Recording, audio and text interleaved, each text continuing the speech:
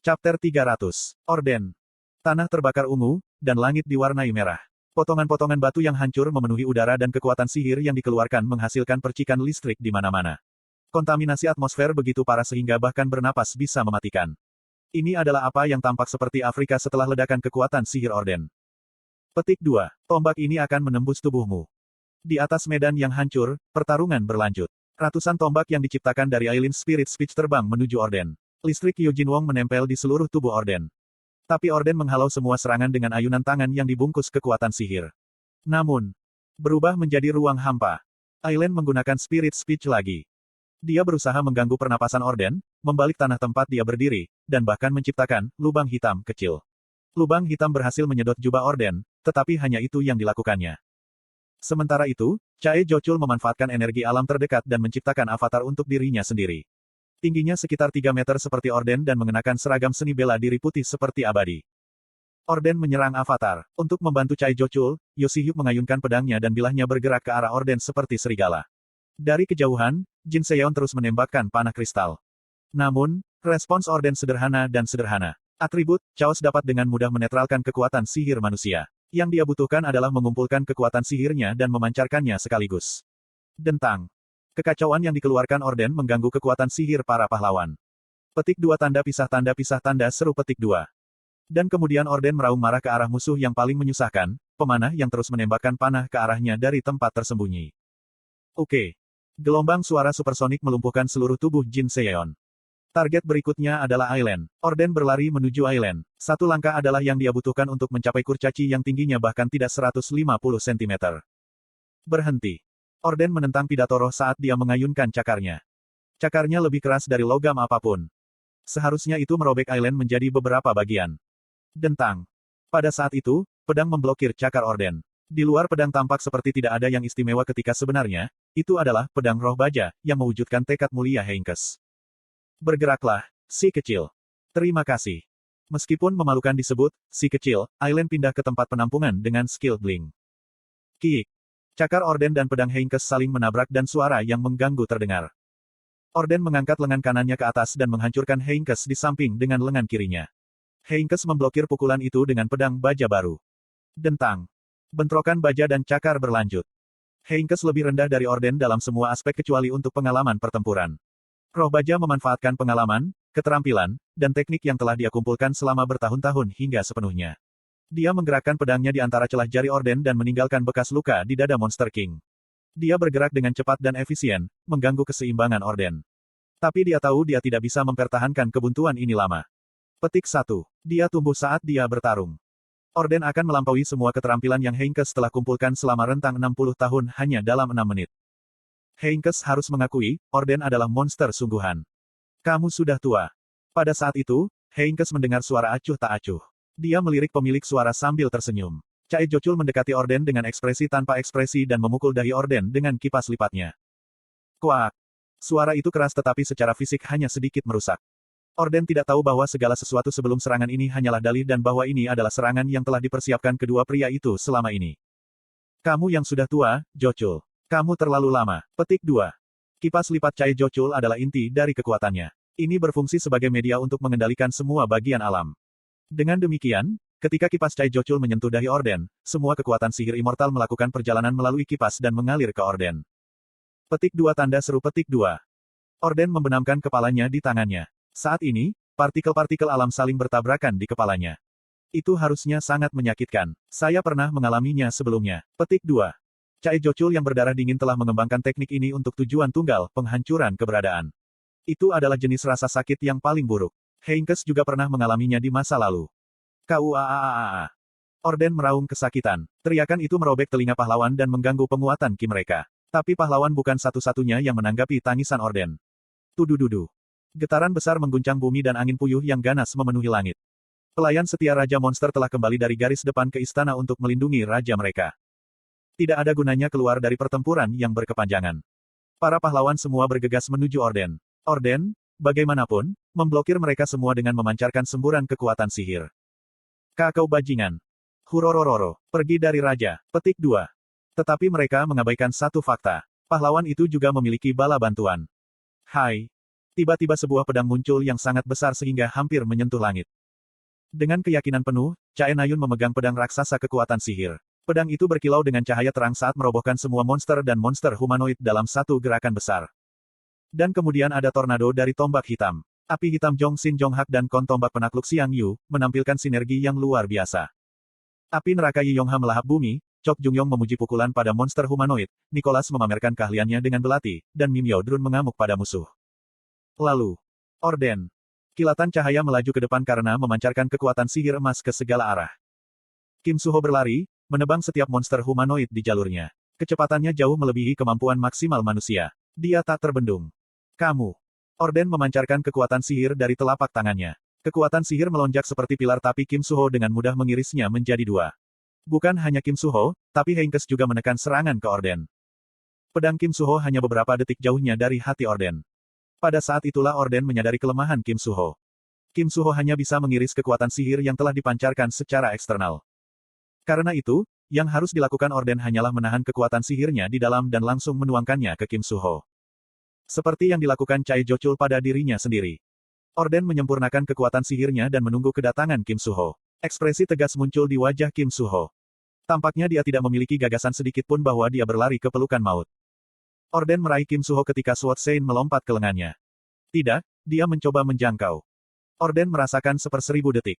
Di tengah rasa waktu yang melambung, pandangannya beralih ke samping. Di atas ruang tahta yang hancur itu adalah Putri Park Han-ho. Dia memegangi tangannya boneka yang dibuat ayahnya untuknya dan menatap Orden dengan mata bundar yang besar.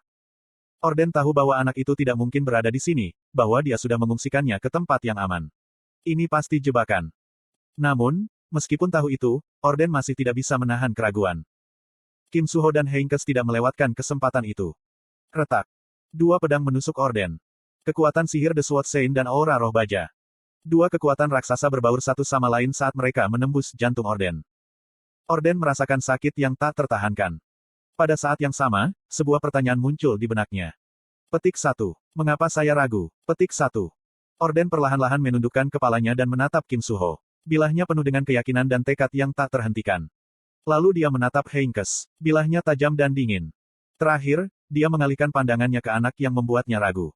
Tapi tentu saja, anak itu tidak ditemukan. Apakah itu ilusi atau jebakan? Orden tidak tahu. Retak. Itu tidak lama sebelum Orden merasakan kekuatan sihir pedang Sein menusuk ke dalam hatinya. Kekuatan sihir menghancurkan hatinya, dan kekacauan di dalamnya meledak. Cua! Gelombang kekacauan lolos dari tubuh Orden, dan menyebar ke seluruh dunia. Petik 2 tanda seru petik 2. Kim Suho membuka matanya di tengah kehancuran. Bangunan telah runtuh dan puing beton ada di mana-mana. Di tengah semua itu adalah Orden. Dia dipenuhi luka tetapi masih hidup. Dia bahkan nyaris pingsan. Mata Orden menatap lurus ke arah Kim Suho. Petik 2. Apakah kamu bangun, anak manusia? Suara Orden lambat tapi jelas. Kim Suho mengangguk dalam diam. Dia bahkan tidak mampu berbicara sekarang. Tapi dia harus mengangkat pedangnya. Pertarungannya belum berakhir.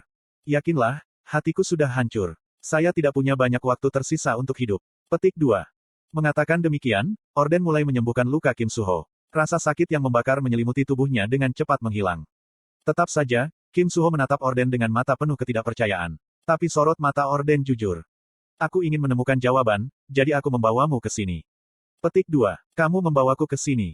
Saat itulah serangga raksasa muncul dari belakang Orden. Kururu, kururu. Dia membuat suara aneh. Itu adalah, kuru-kuru. Orden mengumumkan, saya tahu Anda bukan dari dunia ini. Segera, hati Kim Suho mulai berdetak kencang. Mata Orden menatap langsung ke akar keberadaan Kim Suho. Bagaimana kamu tahu? Orden tersenyum kecil. Aku mencoba melahapmu untuk memperpanjang hidupku, tetapi kamu menghancurkan hatiku ke kondisi yang tidak dapat dipulihkan. Saya tidak bisa menyembuhkan luka saya, tetapi saya bisa melihat ke cermin kenangan Anda. Saya yakin akan satu hal sekarang karena saya sudah membaca ingatan Anda. Petik 2. Petik 2 petik 2. Kamu bukan manusia di dunia ini, dan kamu telah mati sekali sebelumnya. Kim Suho tidak membenarkan atau membantah klaim Orden. Apa yang dikatakan Orden benar dan salah pada saat bersamaan. Kim Suho tidak pernah sekalipun menganggap dirinya orang asing di dunia ini. Yang membuatku bertanya-tanya, Anda dan saya serupa. Satu-satunya perbedaan di antara kami adalah bahwa saya adalah monster humanoid dan Anda adalah manusia. Petik 2. Keduanya adalah makhluk yang pada dasarnya berbeda dari semua orang di bumi. Orden memperoleh kecerdasan tetapi kehilangan segalanya, Kim Suho kehilangan segalanya tetapi memperoleh kehidupan baru. Keduanya sama-sama, sendirian, pada satu titik dalam kehidupan mereka tetapi kemudian menyimpang ke jalan yang berbeda. Apakah itu karena aku monster dan kamu manusia? Apakah itu satu-satunya perbedaan di antara kita? Petik 2. Orden perlu tahu. Apa yang membuatmu ingin hidup di dunia ini? Ini bisa menjadi pertanyaan terakhir Orden di bumi. Merasakan rasa penasaran Orden, Kim Suho memejamkan matanya. Dia mulai merenungkan dengan sungguh-sungguh alasan dia menjadi begitu terikat pada dunia ini yang disebut bumi. Alasan Kim Suho bisa mengkhianati negaranya dan raja yang telah membawanya masuk adalah, jika aku harus mengatakannya, itu karena keluargaku pada awalnya. Di Akatrina, Kim Suho tidak memiliki keluarga. Ia terlahir sebagai anak yatim dan pedang adalah satu-satunya teman. Karena itulah dia terobsesi dengan latihan pedang. Dia menemukan nilainya di dalam raja dan bukan di dalam dirinya. Satu-satunya tujuan hidupnya adalah menjadi seorang ksatria untuk melindungi raja. Namun, semuanya berbeda di bumi. Kim Suho memiliki teman dan keluarga yang mencintai dan mempercayainya. Keluarga. Ya, saya punya keluarga juga. Petik 2. Orden menatap Kim Suho dengan bingung. Alasan konyol apa, pikirnya. Ketika Orden tersenyum masam, dia mengingat wajah seorang anak. Anak itu adalah Park Yeon-hee, putri Park Han-ho yang telah dihidupkan kembali oleh Orden. Mengapa aku melihat ilusinya pada saat yang paling penting, dan mengapa aku begitu terguncang dengan bodoh? Pada saat itu, Orden merasa jantungnya yang berdetak kencang. Itu alasan bodoh. Orden menghela nafas panjang. Dia baru menyadari mengapa dia merasakan emosi yang dia rasakan, dan apa yang dia inginkan dan rindukan ketika dia melihat Park Han-ho dan putrinya serta cara hidup manusia lain. Jawabannya ternyata sangat sederhana. Dia benar-benar tidak perlu menyimpang sejauh ini untuk menemukannya. Setidaknya untukku, itu dia. Kim Suho mengangkat bahu dengan malu. Saya melihat. Raja tersenyum. Mereka mengatakan tidak ada jawaban yang tepat untuk hidup, tetapi jika apa yang Anda katakan itu benar. Orden tersenyum sedih namun lega. Dia menerima kekalahannya. Pada akhirnya, semua tak terhindarkan. Apa? Semua tak terhindarkan.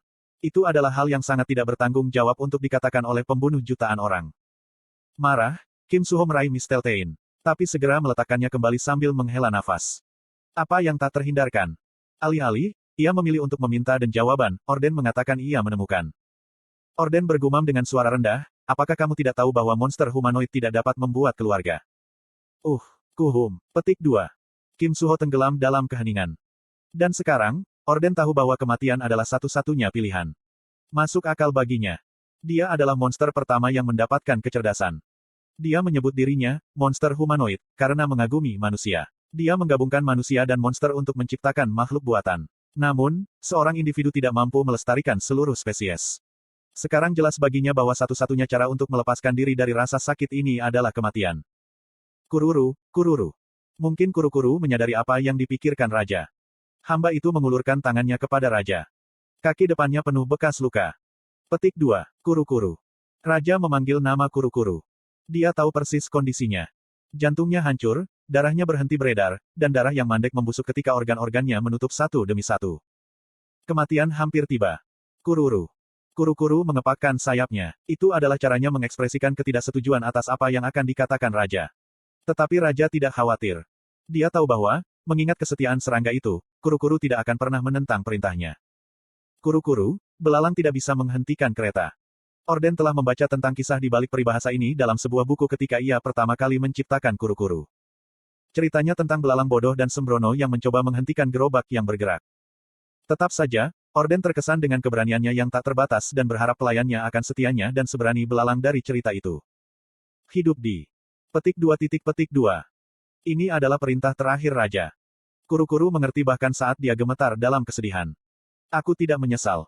Raja perlahan menutup matanya. Kim Suho perlahan mengangkat dirinya. Pelayan itu menatap tubuh Raja yang sudah mati untuk waktu yang lama. Masih tidak ada air mata, hanya karena serangga tidak memiliki kemampuan untuk melakukannya secara fisik. Kuru-Kuru berlutut di depan Raja. Dan kemudian, dia bersujud. Kisah Raja yang kesepian akhirnya berakhir. Afrika. Setelah ledakan kolosal yang menyapu tanah mereda, Bos menonaktifkan Shadow Armor. Dia bisa melihat langit biru dan padang rumput Afrika yang luas di balik cakrawala. Istana Orden benar-benar dihancurkan tidak lain oleh Orden sendiri. Bos, gelombang. Suara seperti anak kecil memanggil Bos dari belakang. Bos berbalik, rambutnya yang panjang berkibar di tiup angin. Jain, yang menyamar sebagai putri Park Han-ho, melambaikan tangannya pada Bos. Apa ini? Semuanya sudah berakhir, kan gelombang? Petik 2. Sepertinya begitu. Apakah caramu bekerja? Petik 2. Memang, Secara mengejutkan gelombang.